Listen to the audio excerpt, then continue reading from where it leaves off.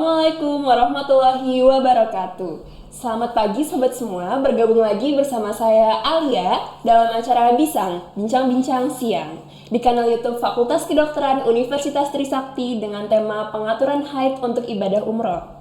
Seperti biasa, saya Alia akan menemani sobat selama 20 menit ke depan yang ditemani dengan narasumber kita yaitu seorang dokter spesialis ilmu kebidanan dan juga penyakit kandungan yang tentunya ramah dan juga handal, yaitu Dr. R.M. Denny Denardono, Master of Public Health dan Tropical Medicine, spesialis di obstetri dan ginekologi konsultan endokrin.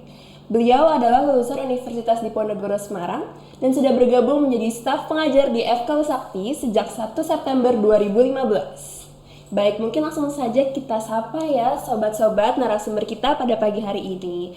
Selamat pagi sebelumnya Dr. Denny, apa kabarnya nih dok? Selamat pagi Alia, baik, alhamdulillah sehat. Baik, ya, begitu semoga, juga Alia ya. Ya, baik, semoga selalu dalam keadaan sehat ya Dr. Denny ya. Ya. Nah, mungkin dokter boleh berbincang-bincang dulu nih dok. Dokter akhir-akhir ini kesibukannya ada apa aja nih dok? Ya, seperti biasa ya, menjalankan tugas pendidikan, kemudian pengabdian masyarakat dan ya penelitian ya. Jadi kita lakukan itu semuanya sama lah ya, kita seperti itu. Pekerjaan kita sebagai pengajar di Trisakti. Wah, hebat sekali nih ya dok ya.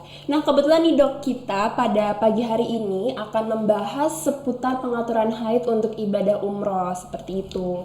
Nah, sebagaimana yang kita ketahui dokter, bahwa berangkat ke Tanah Suci sendiri itu adalah salah satu impian bagi semua umat Islam. Nah, dimana ketika waktunya tiba tentu banyak hal yang patut untuk dipersiapkan ya, baik dari mental ataupun fisik seperti itu. Nah, mungkin ada salah satu persiapan yang memang perlu dilakukan oleh kaum wanita khususnya untuk menjelang berangkat haji atau umroh, utamanya dalam mengatur siklus haid agar lancar mengikuti semua kegiatan beribadah. Karena seperti yang kita tahu, ketika seorang wanita menstruasi tidak bisa melakukan ibadah seperti itu sih ya dokter. Iya betul, terima kasih Alia. Jadi begini ya, haid itu kan seorang wanita tuh, kalau dikatakan wanita itu pasti mengalami haid ya. Jadi haid itu dimana pada saat ibadah itu biasanya memang tidak boleh ya, pada saat ibadah malah terjadi haid. Oleh sebab itu ada sebuah keinginan ya dari pasien ada wanita-wanita yang ingin melakukan ibadah itu untuk menunda haid ya. Sebenarnya haid itu juga suatu siklus yang normal buat wanita ya. Jadi penundaan haid itu bisa bukan hanya untuk umroh aja ya, mungkin ada yang pengen bulan madu, ada yang pengen berlibur, nggak pengen ribet juga kan. Nah, yang kita fokus sekarang ini pembicaraan kita adalah bagaimana kita mau penundaan haid ya. Haid itu ya, seorang yang haid itu kalau kita lihat lah ya, banyak sekali perubahan perilaku ya. Ada yang misalnya sebelum haid aja mungkin ada gangguan emosional dan sebagainya. Pada saat haid juga ada gangguan emosional. Nah, ini juga harus kita pikirkan. Nah, selanjutnya bahwa haid itu juga sebenarnya haid itu bisa diatur ya. Jadi sama ya, itu kalau di surat Al-Baqarah itu ya, kalau orang mereka yang ingin umrah ya, ada di Al-Baqarah itu bahwa sempurnakan haji dan umrah karena Allah. Jadi agar wanita yang sedang ibadah haji dapat melaksanakan rukun dan wajib sunnah haji, maka ia boleh menggunakan obat dalam upaya bebas haid. Ya, itu saya ambil dari salah satu guru saya ya. Jadi itu ayatnya di situ bahwa kita boleh mengatur haid pada saat ibadah umroh maupun haji. Begitu Alia, mungkin ada yang mungkin ditanyakan lagi mungkin ya, bagaimana ya. Jadi dasarnya itulah ya. Jadi haid itu bisa ya. Tadi dokter sudah sempat menyinggung ya dok ya mengenai cara mengendalikannya itu ya dok. Nah, menurut dokter sendiri apakah ada cara yang efektif begitu dok untuk mengendalikan siklus menstruasi khususnya bagi calon jemaah dan juga jemaah haji dan juga umroh seperti itu dokter? Nah iya, jadi begini, haid itu kan kalau secara medis ya, itu kan terjadinya penurunan hormon progesteron ya. Kalau kita dalam bahasa medis itu ada hormon yang namanya progesteron itu menurun. Ya, jadi kalau terjadi penurunan hormon progesteron itu yang tadinya masuk ke dalam fase luteal ya, istilahnya kita bilang itu, terus terjadi penurunan daripada progesteron itu, maka akan terjadi withdrawal bleeding atau yang kita sebut dengan menstruasi. Nah, bagaimana supaya kita bisa menunda itu? Ya, jadi kita berikan hormon progesteron ya. Jadi obat yang akan kita berikan pada wanita yang akan melakukan ibadah itu ya adalah hormon progesteron gitu, Alia. Baik. Berarti apakah boleh nih dok untuk meminum obat-obatan penunda haid tersebut selain dari obat progesteron tersebut mungkin dokter? Ya maksudnya boleh ini ya, kalau dari kan sudah dibolehkan ya setelah haid boleh untuk menunda haid itu boleh ya. Jadi ya tinggal kita bagaimana apakah wanita tersebut kontraindikasi terhadap pemberian hormon tersebut. Kalau ada kontraindikasi ya kita nggak bisa berikan hormon tersebut ya. Tapi selama dia tidak ada kontraindikasi ya nggak apa-apa, tidak apa-apa ya pasti boleh untuk diberikan hormon progesteron. Baik dok, gitu. tadi dokter sempat menyinggung juga nih dok mengenai kontraindikasi. Mungkin dokter boleh menjelaskan kepada sobat-sobat di sini apa ada kontraindikasi terhadap obat penunda haid tersebut? Ya banyak ya. Pertama mungkin dia bisa karena alergi ya, mungkin karena dia penderita diabetes, mungkin penderita jantung ya, penyakit jantung yang mengalami hipertensi misalnya begitu ya. Jadi kita mesti harus melihat kontraindikasi terhadap pasien tersebut. Dan selain itu juga menimbulkan efek samping juga ya. Kalau kita misalnya lama memberikan progesteron itu punya efek samping juga ya. Tapi ada beberapa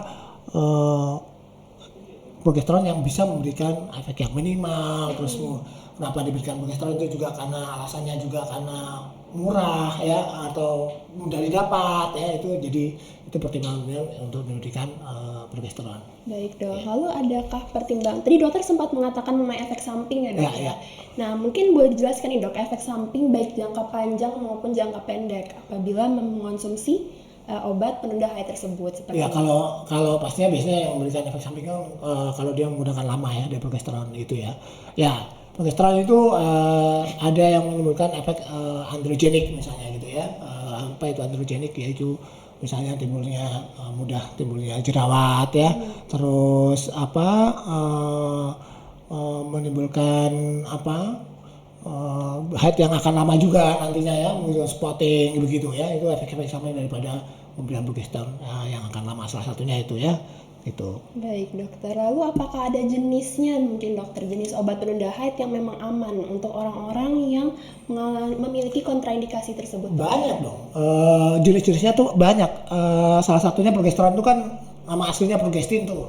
Ya, progestin, terus kemudian ada pembagiannya, ada progesteron, ada testosteron, ada spironolakton. Itu semua adalah termasuk dalam progestin. Jadi ya tapi yang kita berikan itu adalah yang progesteron. Itu ada jenisnya lagi ya, yang 17 hidroksi derivatnya atau 19 norprogesteron derivatnya ya. Terus kalau dan derivatnya masing-masing ya. Jadi di sini biasanya yang paling sering ya itu kita pakai adalah yang hidroksi derivat itu hidroksiprogesteron asetat ya. Kalau yang norprogesteron derivat itu kita pakainya norprogesteron asetat dan progesteron ya, biasanya gitu.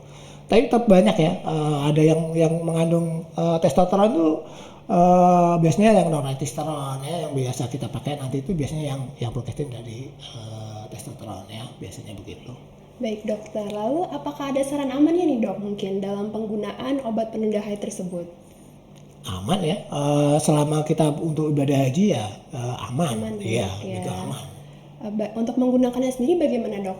Nah tergantung nih, kan tadi udah bilang tuh ingin tidak haid itu, jadi pada saat ibadah ingin dimajukan ya atau ingin menunda haid. Nah kalau ingin ya kita kan bicara menunda haid ya. Ada yang jangka pendek nih kurang dari 14 hari ya. Kalau yang dari kurang 14 hari itu biasanya kita berikan 3 kali 5 mg norresveratrol tadi itu. Terus kita berhenti nih nanti ya, kita berhenti ya 2 sampai 3 hari setelah mau pulang gitu ya, nanti dia pas itu nanti dia akan haid lagi. Nah itu ya.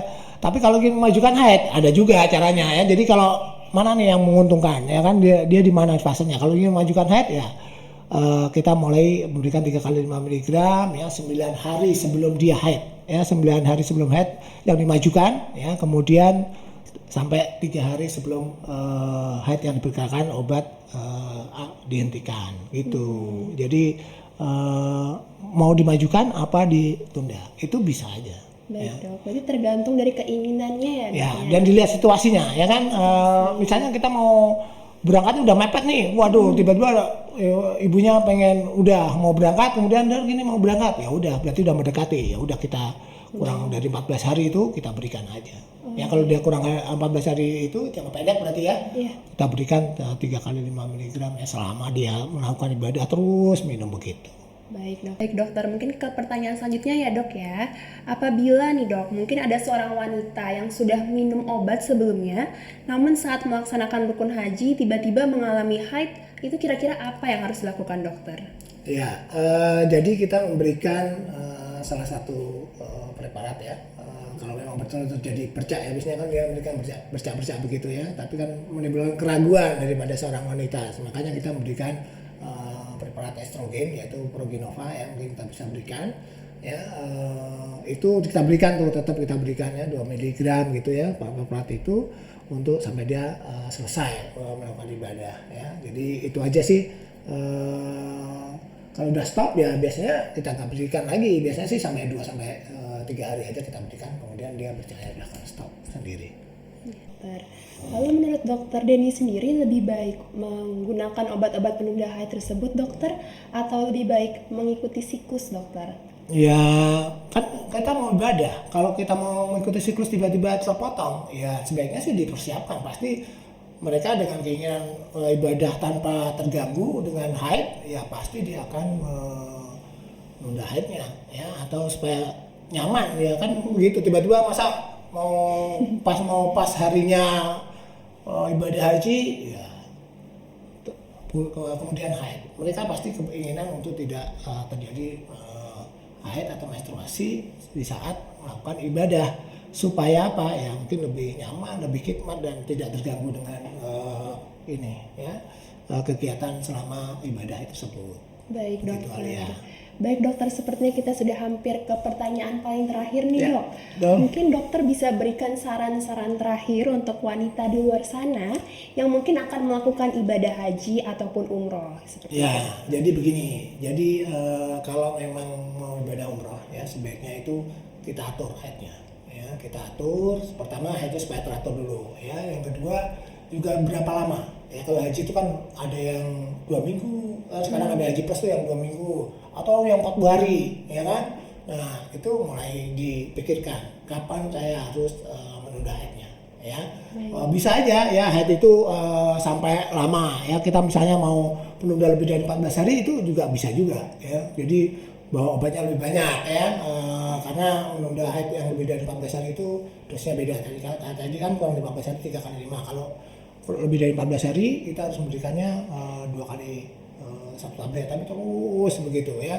Nah ini contoh di kasus nih, misalnya ya ada seorang ibu akan menunaikan ibadah haji berangkatnya Oktober ya, mungkin tanggal 3 lah ya, kembali ke Indonesia nya mungkin November.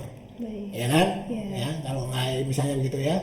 Terus haidnya bulan Juli tanggal 20 nih, ini contoh nih. Terus kemudian pernah haidnya tanggal 17, berarti teratur ya sama tanggal 13 ya. Kapan ibu mulai minum norepinephrine tadi ya, norepinephrine ya, yang termasuk golongan daripada testosteron tadi, progestin yang termasuk testosteron tadi ya. Ya, tadi itu kita mulai, jadi mulainya tanggal berapa nih? Ya, kita mulai misalnya tanggal 26 ya. Kita mulai pengobatan terus gitu ya sampai kira-kira tanggal 9 ya, tanggal 9 tadi. Kemudian terus kemudian tanggal 10 ya, kita itu kan biasanya dia minum terus ya sampai terus, kemudian hentinya pengobatan berhenti di tanggal 7 ya, tanggal 7 kita berhentikan, kemudian tanggal 10 itu dia akan haid lagi begitu. Biasanya begitu ya, setelah itu ya udah normal lagi gitu. Baik ya. Dokter. Baik dokter, sepertinya untuk pertanyaan sudah terjawab semua nih oleh dokter Denny. Mungkin demikian penjelasan dari dokter Denny. Semoga dapat memberikan informasi dan juga manfaat untuk sobat semua, yaitu mengetahui lebih dalam mengenai siklus haid, mencatat haid pertama, berapa lama haid berlangsung, dan juga harus selalu memeriksakan diri kepada dokter yang memang berkompeten di bidangnya seperti dokter Denny sendiri, serta selalu mengikuti instruksi yang diberikan oleh tenaga kesehatan seperti selalu minum obat dengan teratur. Akhir kata, terima kasih banyak dokter Denny. Sekali lagi, semoga dengan bincang-bincang kali ini sobat semua tidak perlu khawatir lagi, karena sekarang sudah mengetahui lebih dalam apa yang harus dilakukan agar ibadah di tanah suci tidak terganggu dengan yang namanya datang bulan. Dan sebagai informasi, Fakultas Kedokteran Universitas Trisakti merupakan FK swasta yang berakreditasi A dan berlokasi di Jalan Kiai Tapa Grogol, Jakarta Barat. Untuk menutup bincang-bincang kita hari ini, mungkin saya akan membacakan pantun terlebih dahulu. Baik, jika pergi ke Pulau Madura, harus lewat sebuah selat. Rajinlah berolahraga agar tubuh menjadi sehat. Terima kasih, saya Alia Nadira Sari, pamit undur diri. Wassalamualaikum warahmatullahi wabarakatuh.